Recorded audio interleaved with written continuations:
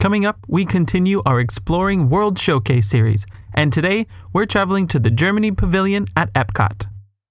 Welcome to Beyond the Kingdoms.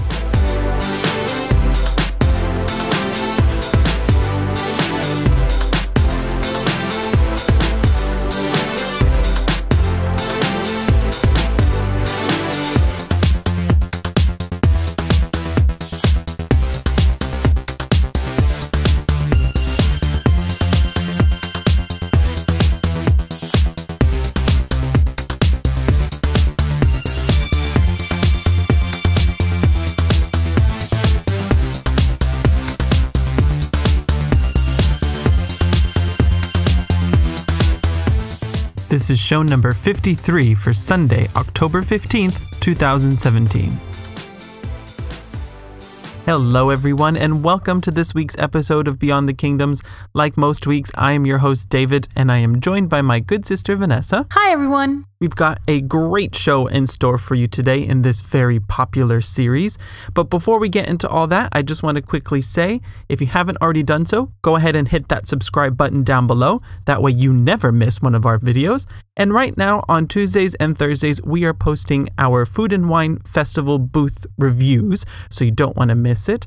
And also make sure you check out our website at beyondthekingdoms.com. And of course, follow us on social media. You can follow us on Twitter, Instagram, and Facebook. I've got links to all of that in the description below.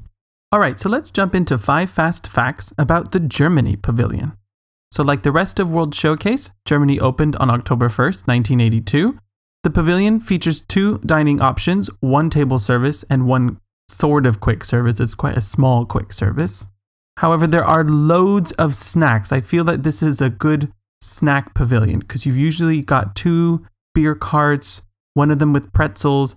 You've got more snacks in some stores, and we'll talk about all that later. There are 2 forms of entertainment at the Germany Pavilion.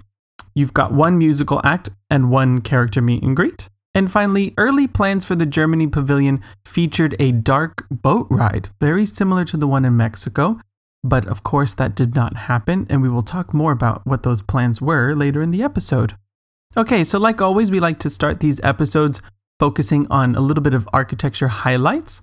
And here, Germany is quite a special pavilion. I think it's quite similar to the UK in the sense that several different buildings represent different places around the country, but are kind of seamlessly put together into one, fictional village, if you will. The big difference, though, with this in the UK is that UK feels like a nice kind of winding road and high street, whereas this feels like a town square, like a proper town square.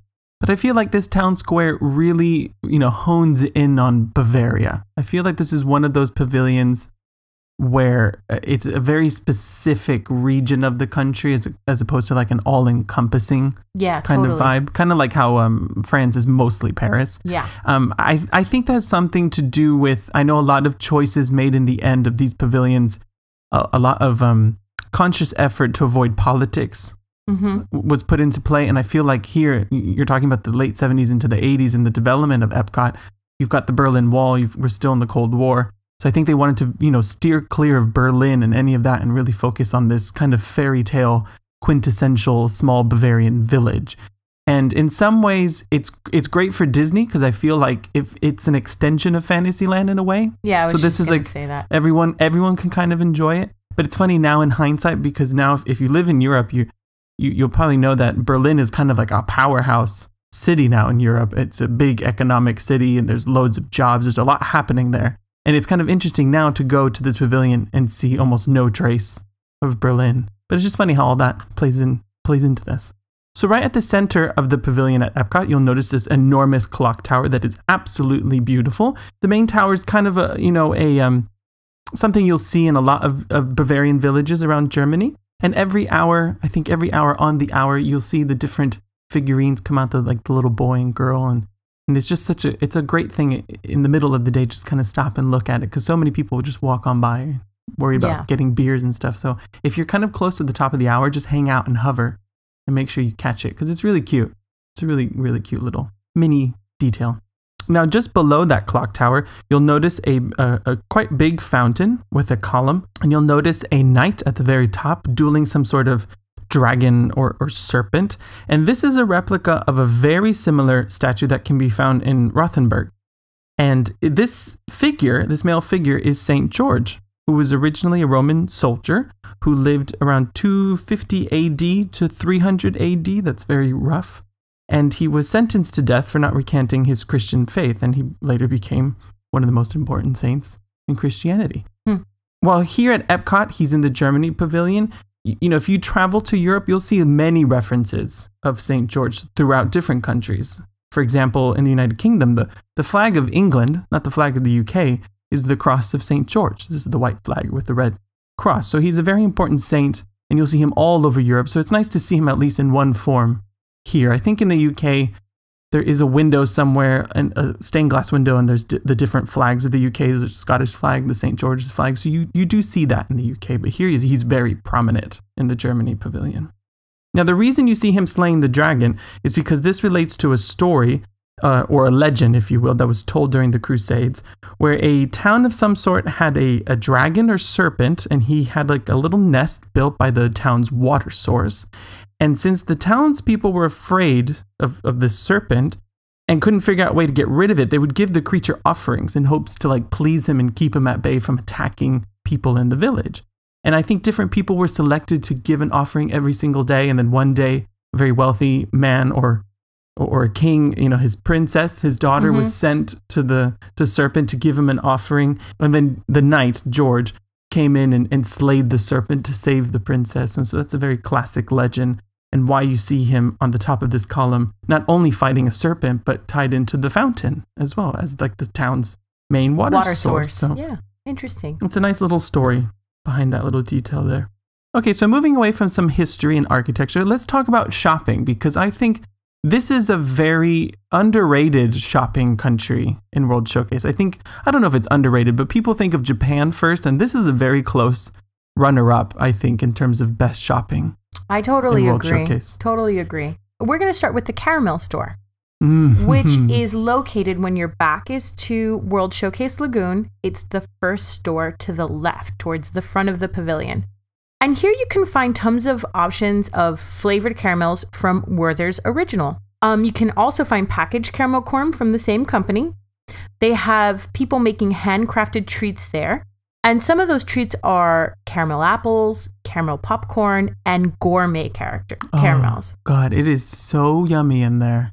Yeah. Just the smell. The smell is delicious. It's so wonderful. And that's a great little show kitchen where you get to see them making everything. Yeah. From start to finish. And it's a little tight store, so it can get a little crowded, but well worth a stop and a snack if you need something sweet. I love caramel popcorn, so this is always a nice stop for me.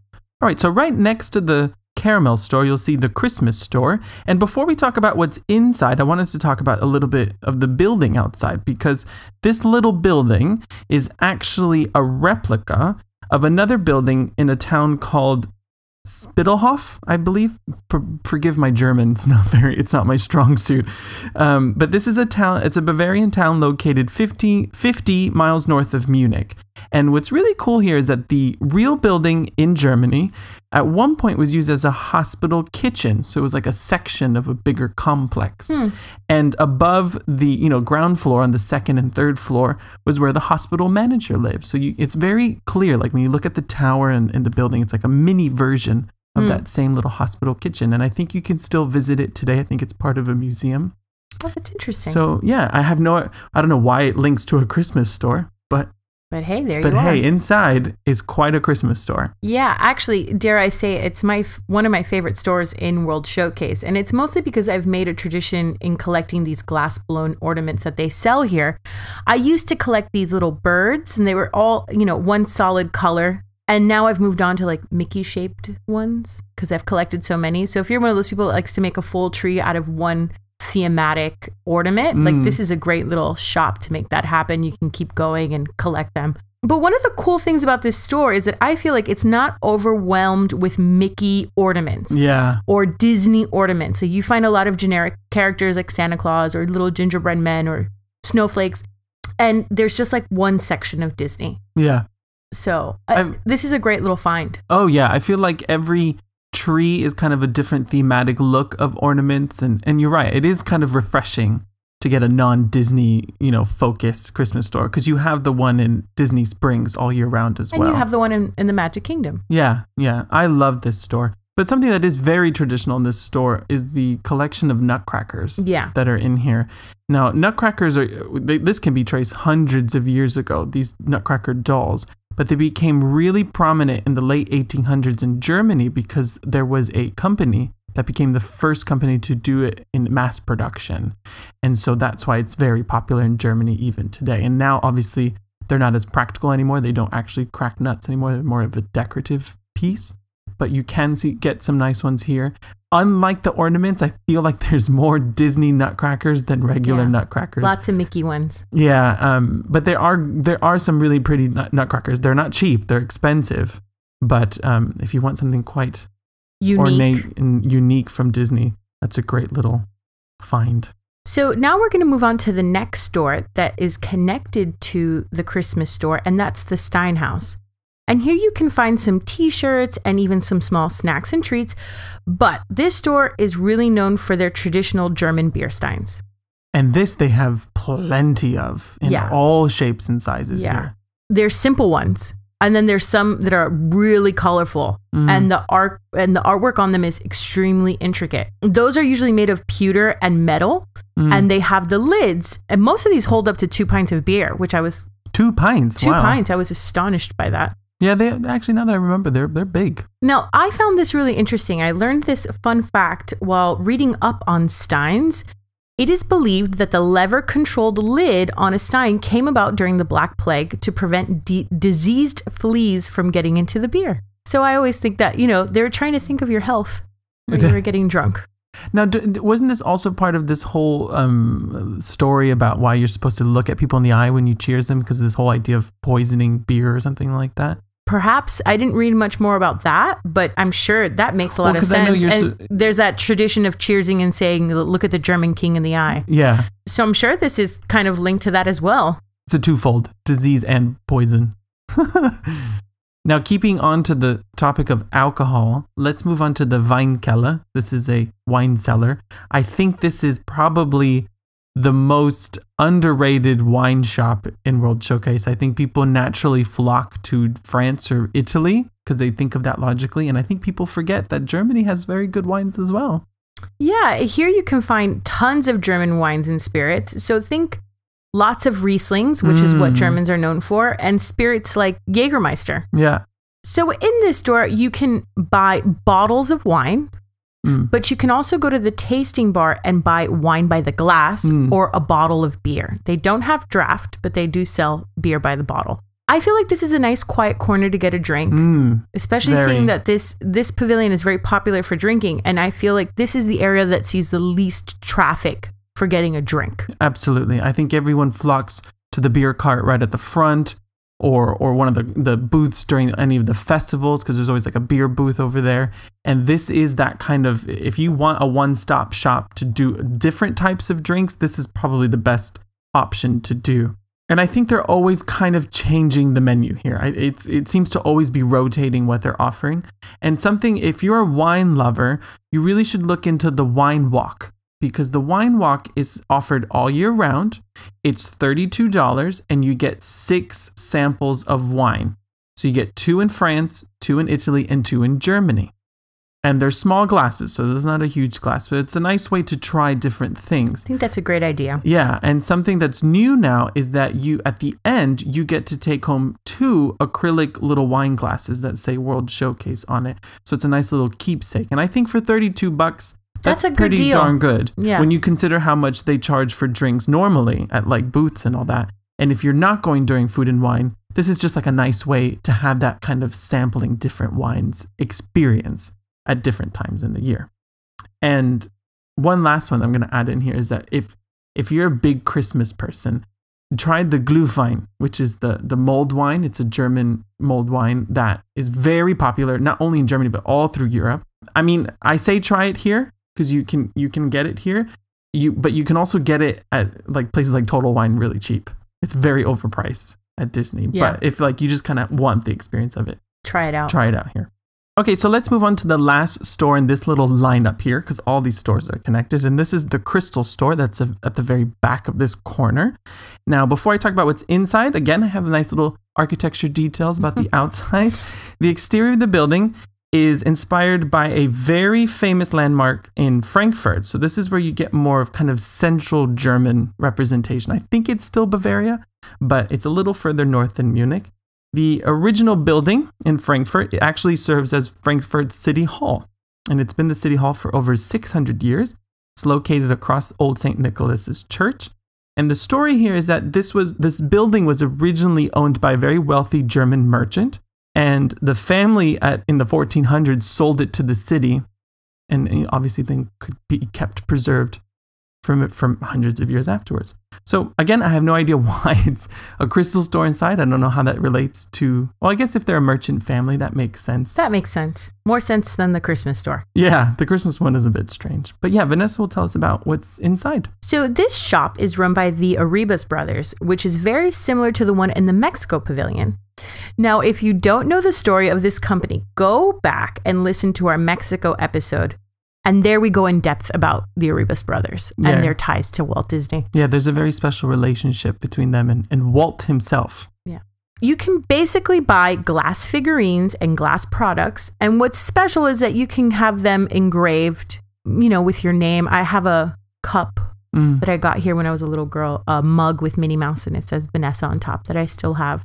So, these are these little keepsakes that you can take with you, and it's a very special gift if you want to, return home. And these are not too badly priced. I don't have the number off the top of my head, but I do remember looking and thinking, oh, do you know what? This is not bad. This is more of a moderately priced gift for Disney standards and nice to have it personalized. Okay, so across the way, we've got another lineup of stores. I'm telling you, this place is swarming with shopping. Yeah. We're going to start all the way in the back. Yes. Okay, and we're going to start with the teddy bear store. Here you can find German teddy bears, German toys and gifts, a lot of them actually from German manufacturers. So like their version of the Little People, like Fisher-Price's Little People. Oh, right. They have their own version there. I always remember seeing they have this one giant size one. I'm like, wow, that thing is really cool. Lots of toys based on Rapunzel and Snow White, dolls and whatnot. And this is also where the Kidcot station is located. Yeah. So the next store is Volkskunst. I think that was decent German. We're trying here, people. I'm really trying here. We're trying. But before you talk about this, I just wanted to highlight, there's a beautiful, I don't know if there's a story behind it, there's a beautiful stained glass window with like a little merchant making something, and it's just something that really caught my eye. And I feel like Germany, I know I've said this about Morocco and so many other pavilions, but Germany has great little details like this one. And something I forgot to mention at the wine cellars, if you look at the sign outside, there's like a little, I think it's like a swan or some sort of animal with like grapes hanging from its mouth or something. Really look at all these fine details here of the signs and the windows, because they're beautiful. Yeah. And I think this window in particular at this store is it's a handmade stained glass window, and it's just beautiful craftsmanship. It's a standout, definitely. Well, in this store, you can find actually some more steins, but what's funny about these steins is that they're very small in size. So think more like shot glasses. Glass steins. You can find other mugs and t-shirts and small German flags. But the big highlight here are the cuckoo clocks. Yeah. And I actually have very fond memories of this area because our grandfather, who has some German ancestry, was obsessed with cuckoo clocks. I mean, I think he had one in every room of his house. Oh, yeah. And what's funny is that Vanessa only told me a few weeks ago about him having German blood in his family line. And I was like, God, you guys tell me this now? This makes so much more sense. All these cuckoo clocks. Yeah. And the fact that he looks like kind of like this giant European German man or Viking man. I didn't make the connection. Well, he would always make it a point to visit this area, and we would spend time in this store, and he would, explain the cuckoo clock to me. And actually, there's always a cast member there to explain the cuckoo clocks. And if you go at the right time, you can watch them all chime. I was there with my daughter, and she was like, Mama, cuckoos. It's a beautiful display on that back wall of cuckoo clocks. I also feel that this store has a lot of the more kind of over-the-top tacky German merchandise. This is where you see like the Mickey ears with like the pretzel or the like pretzel mug. This is where it gets a little out of control. So right next to this store is the final store in this lineup on this side of the Pavilion, and this is called Das Kaufhaus, and this is modeled after a real merchant hall in Germany in a town called Freiburg am Breisgau. And this was the town's first merchant hall and considered first department store, and it was built in the 14th century. Now, the real one in Epcot slightly differs from the one in Germany because the one in Germany is painted a very crimson red. It's very distinct with that deep, deep, deep red color. Both have these, statues of kings up top, but the real one in Germany has 4 kings. In Epcot, because they had to scale it down, you lost a king, so you only got 3. And if you're looking at the one in Epcot from left to right, they are King Philip I, Emperor Charles V, and Emperor Ferdinand I. Those are those 3 guys, if you ever looked at that and wondered what the hell that was. and inside... Inside, it's just a lot of soccer jerseys and sports gear like soccer balls. It's not a very large store in size. It feels like, after a while, it feels like one long store when you look at all these different ones connected to each other. But yeah, I think by that point, I get tired by the whole loop around because I think we always flock to caramel and Christmas first. Yeah. And then finish off this way. And then there's finally one more little shopping option, and that's outside. Yeah, and in this little store, it's just basically a duplication of the crystal store you'll find inside the pavilion with the same products. Yeah. It's funny here that if you don't have time to really properly go in the pavilion, they do have these little carts towards the front of things that are further inside. Yeah. With the crystal store and the beer cart. So if you're passing through, you can get little tastes of the pavilion up front, but not nearly as good. You're not serving it justice. Yeah, it's going all the way through. Now, while we're outside, I can't ignore this enormous model train set to the right of the pavilion, right outside the bathrooms. This thing is so cute, and it's so beautiful, and it's pretty big. It's pretty impressive how big this thing is. But something I wanted to mention here was that I learned that this was originally part of the Flower and Garden Festival, and this was only, kind of put up during the festival only. Each and every year, they would build a little train model set and then tear it back down. And then at one point, I think it became so popular and people loved it so much that Disney decided to keep it year round. And what's really cute now, if you really look at the fine details, if you're going during like food and wine, they'll have little food and wine banners in the little town, just like the ones around Epcot. And so they change out the decorations, and it's really, really cute. I wonder if they have a cast member who's just in charge of the train. Probably. Like his one job is just her job. That'd be a fun job, I think. All right, so let's move into entertainment in the Germany Pavilion because there's a few nice little options here. Yes, and we're going to start with the Bavarian Band. And currently playing is Margaret Ulmer and the Bavarian Band. We have seen a lot of turnover with the musicians that play in this area. But currently that's who's there. Yeah. The second you walk into the pavilion, it's the first thing you'll hit to your left, and it's if you're coming from the Outpost in China area of the park. They play on this small stage, and it has this huge area in front of them that you'll sometimes see people dancing and having a good old time, sometimes making fools out of themselves. But this is also where the beer booth is usually located for all the festivals, so it's kind of like a clear, kind of separate own entity, a little disconnected from the Germany Pavilion, which in a way is smart because if people are drinking a lot of beer, it's kind of nice division from everyone else. And if you look at the stage, it's really cute. It's very ornate. It's like a little vignette. It's really cute. Their current show times are 1:05, 2:10, 3:10, 5 o'clock, 6 o'clock, 7 o'clock, and 8 p.m. So they play a good amount of times. That's 7 shows. That's a lot, yeah. Now, next is the meet and greet in this pavilion, which is Snow White. And she does her meet and greet at the Wishing Well, which is located when you're looking at the pavilion with your back to World Showcase Lagoon. It is to the far left. So right after you hit the band, you'll hit them next. Yeah. She meets every day at 12:30, 1:30, 2:30, 3:30, 5:20, and 6:20. And I have to say, I really love the backdrop of her picture because of the Wishing Well. It's really, really cute. I think it's actually the best setup for Snow White anywhere. Well, I think she's only also in Magic Kingdom in like Town Square. This is a far better photo opportunity. Yeah. So if you have like a little girl dressed as Snow White, which we've done, this is a great spot to do that. And usually her line isn't very long. No, yeah, she moves pretty quick. All right, so let's move on to dining in the Germany Pavilion. Like I said at the top of the show, there's not a tremendous amount of restaurants here, but there's a lot of little snack carts. So that's a nice little bonus. Let's start with the main pretzel and beer cart that's right at the front of the pavilion, right smack in the middle. The Friendship Boat Dock will be right behind you if you're looking at Germany. And this little cart now just started selling a jumbo pretzel again. This thing is huge. You can definitely share it amongst 2 people. It's delicious. It's very good. And they sell different beers here as well. So if you can't make it into that back wine cellar, they do sometimes sell Riesling and Jägermeister and beers here. It is always kind of changing though. So nothing too concrete here.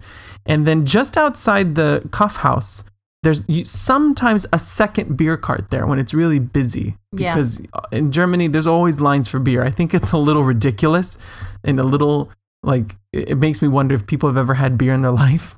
Because you can get German beer. Yeah. I'm sure there's plenty of festivals around America of good German beer. But hey, this is the thing to do here. Now, there is one, technically, it's a quick service restaurant. To me, it's somewhere in between a quick service and a snack cart because it's not a huge menu, but... Yeah, and that's the Summerfest. This menu is the same at lunch and dinner. There are only 2 entrees here, and that's a bratwurst or a Frankenfurter.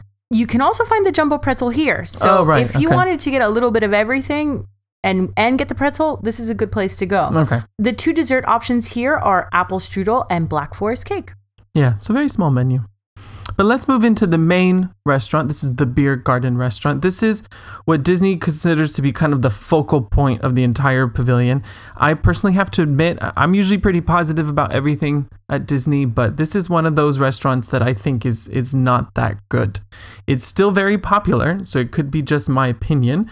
And I will say that I can't handle the smell of bratwurst. When I go in that back corner of Germany, I kind of... He checks out. I check out. I'm like, I can't do this. So the part of my disliking of this restaurant, it probably has to do with that. If you like bratwurst, you probably will love this restaurant. So, everyone's different. But something kind of unique is that this is one of 2 buffets in World Showcase, the second being in Norway. Obviously, there's one at the front of the park in the land, Garden Grill. But this one has no characters. So if you're looking for a buffet without characters, because guess what, people? There's some people that go to Disney without children and don't want Mickey and Disney characters and want a buffet. This is going to be your only option. I will say it's beautiful inside because it's like Mexico where you're inside. It's meant to look like it's the evening time in this Bavarian village. It's Oktoberfest all year round. So you have a band playing in the middle. There's a little dance floor. So it is a great space. And it sounds like it's fun. Yeah, it's a lot of fun. It's just a shame to me that the only way to experience it is to go to the restaurant. I wish they would have kind of extended it into that back where the Summerfest is. That'd be nice to at least kind of see it. But, hey ho.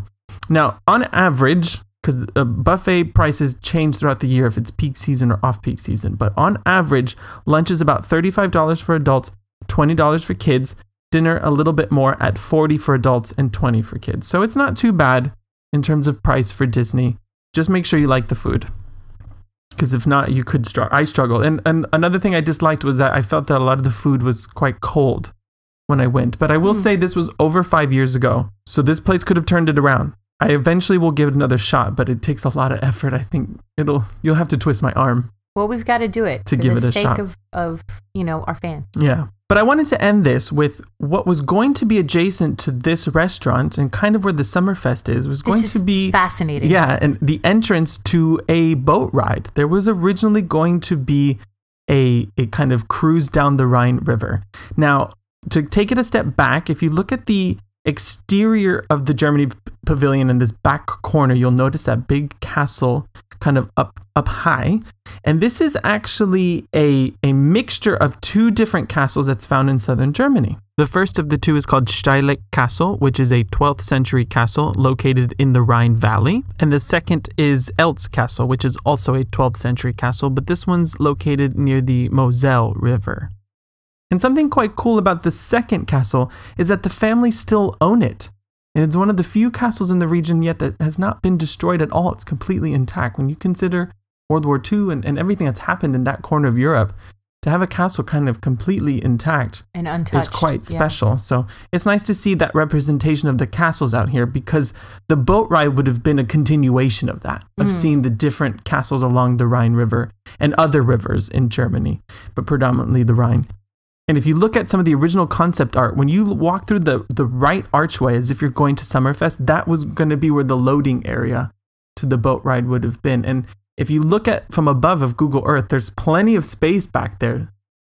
I think they kind of built some of the shell of the building, and it's just empty storage space now, I believe. It's time to develop it. Well, I wouldn't be surprised if it could happen, but maybe tied into a Disney movie. Obviously, Disney's going down this path of more family-friendly rides. Tied into Snow White. It is his first animated film. But there's plenty of Snow White in Fantasyland. You're right. Don't you think? I don't know. So that, in a nutshell, is the Germany Pavilion at Epcot. I think this is a beautiful pavilion in Epcot. I used to think it was overrated. I get kind of bummed out because I don't like the restaurant and there's no ride. But when I really go back and look at the details in here, it's really beautiful. I just think the lines for beer can get a little ridiculous. Excessive. I mean, I will have to say this, and this is something I find myself saying after we do each of these. It makes me want to go to the pavilion, spend more time in there. I just want to, I've never experienced the dining all the way in the back. The beer garden. The beer garden. And now I kind of want to do it. I mean, I can stomach the smell of bratwurst. Go for lunch. Where it's a little bit cheaper, maybe. I love the idea of outside, inside. Yeah, the Disney magic inside-outside trick. I know it's so simple, but I don't know. I love it. It's fun. So yes, that will have to do it for this week's episode of Beyond the Kingdoms, exploring the Germany Pavilion. Thank you very much for tuning in. Make sure you watch some of our little videos throughout the week. We're putting up tons of food review videos from the Food and Wine Festival on Tuesdays and Thursdays. And next Sunday, we're going to keep on going through World Showcase. And we're going to be exploring the Italy Pavilion, one of the last ones right before we hit America. And another interesting one that had a lot of promise. And fell a little short. But there's still lots to enjoy in Italy. So yes, tune in then. And until then, we hope you have a fantastic week. And remember, if you can dream it, you can do it. Take care, everyone. Bye-bye. Bye, everyone.